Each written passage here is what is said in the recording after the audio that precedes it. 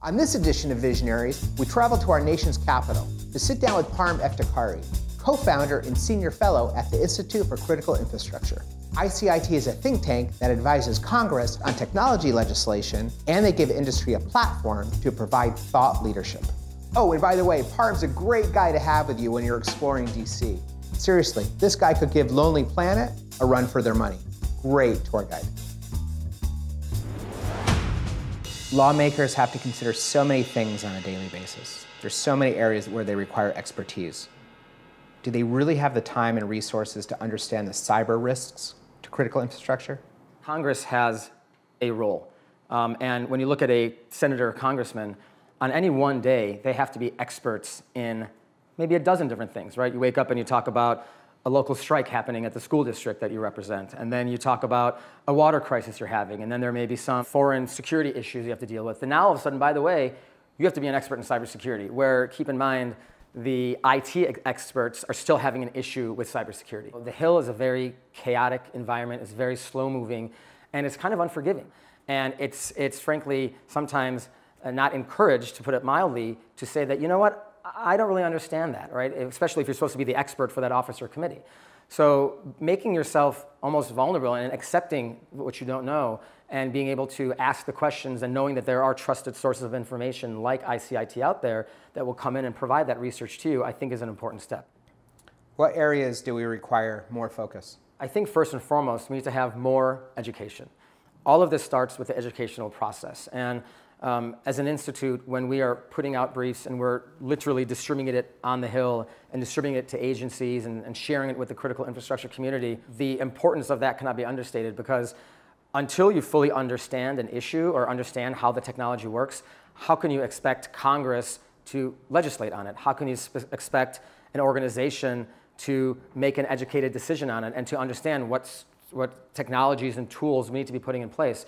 For example, we have brought behavior analytics, which is obviously what Securonix does, to Congress. So there has been a lot of action and a lot of efforts. And like I said, the hunger is there, the need is there, and we're just fortunate to be able to fill that void.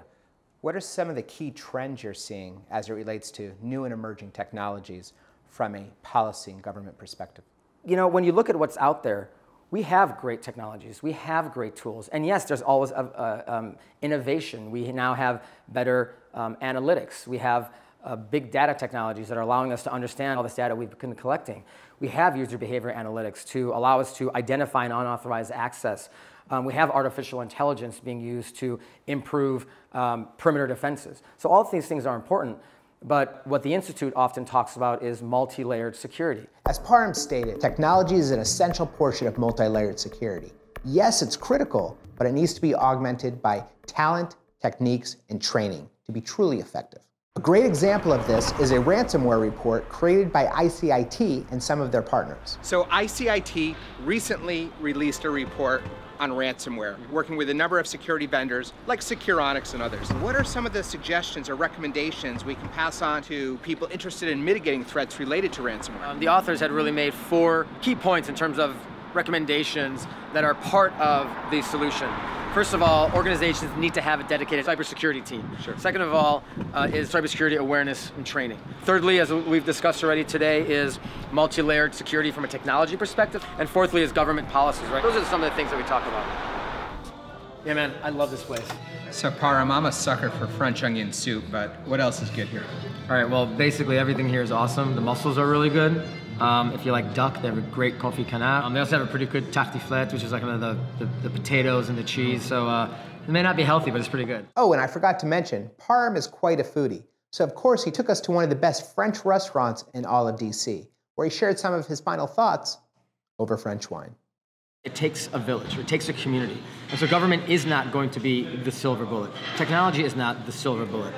Awareness training is not the silver bullet. All of these things have to come into play, and we need to have layer upon layer upon layer of strategy, both technology and process and education and all of these aspects, to truly start to make a difference within a critical infrastructure. So we're talking about enterprise security or ICS security, it really starts there. I'd like to thank Parham for joining us on this edition of Visionaries. To recap, lawmakers need to be experts on about a dozen different things at any given day.